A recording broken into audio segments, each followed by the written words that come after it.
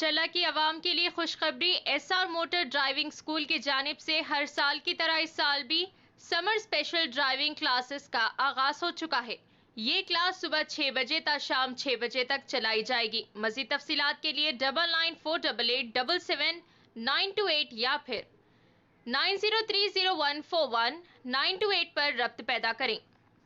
नमस्ते NHTV Telugu news की स्वागतम। నేను ప్రియ।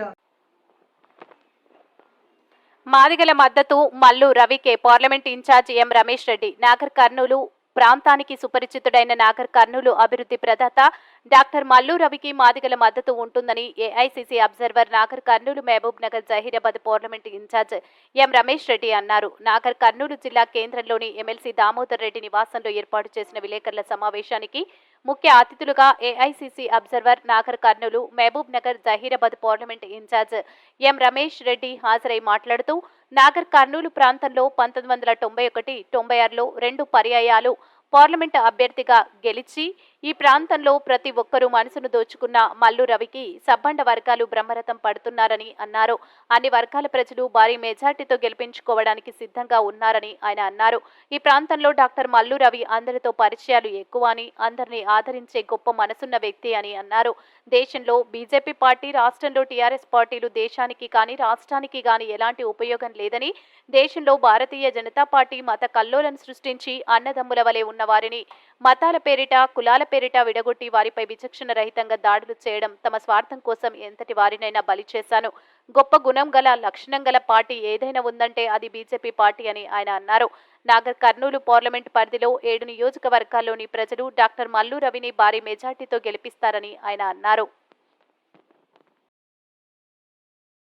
అది దళిత బిడ్డలనే కాల్పించాడు। ఆ విషయం చెప్తున్నా నేను, దళిత బిడ్డలను కాల్చేయండు।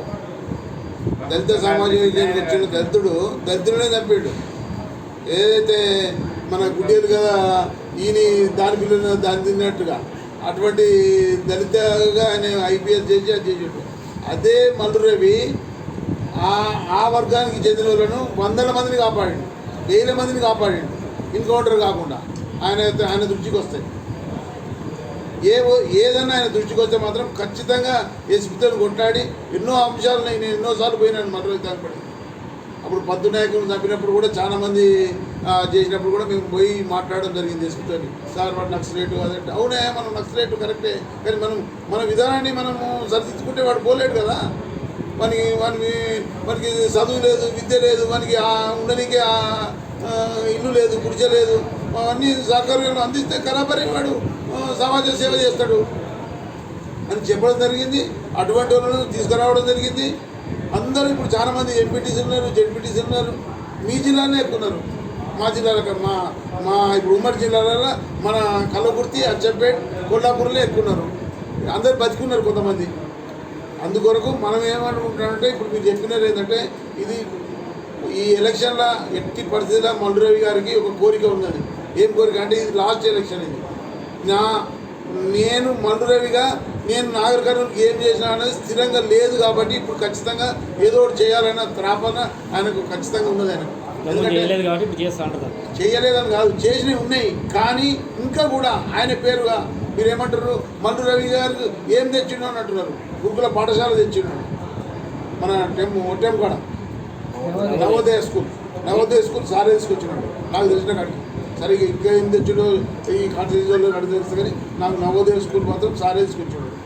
దానికి మేము ఇనాగ్రేషన్కి వచ్చినాము, బోర్డర్కు వచ్చినాము, ఆయనే చేసినాము।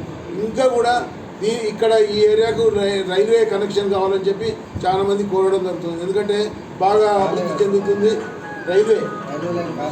కాలేదు సార్, కానికే ప్రయత్నం చేస్తున్నాడు ఇప్పుడు ఖచ్చితంగా రైల్వేది।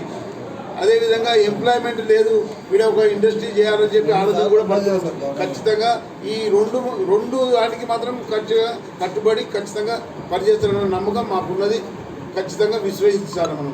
ఇంకోటి ఏంటంటే ఇప్పుడు గెలిచిన వాళ్ళు సీటు దేవులాడుకోవాలి, పార్లమెంట్ ఏడుందో దేవులాడుకోవాలి, అటువంటి వాళ్ళు ఈయనకు అనుభవం ఉన్నది, పిలిస్తే పలికే మల్లు రవి ఉన్నది।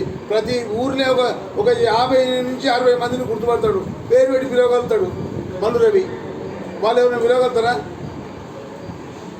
అందుకొరకు దయచేసి ఖచ్చితంగా మనం మల్లురవికి ఓటేయాలి. ఇప్పుడు ఇంకోటి ఏంటంటే మీరు ఒక మాట అన్నారు, ప్రవీణ్ కుమార్ గెలిచిండనుకో సపోజ్ ఎవరికి వేయాలి, ఎవరికి సపోర్ట్ చేయాలి?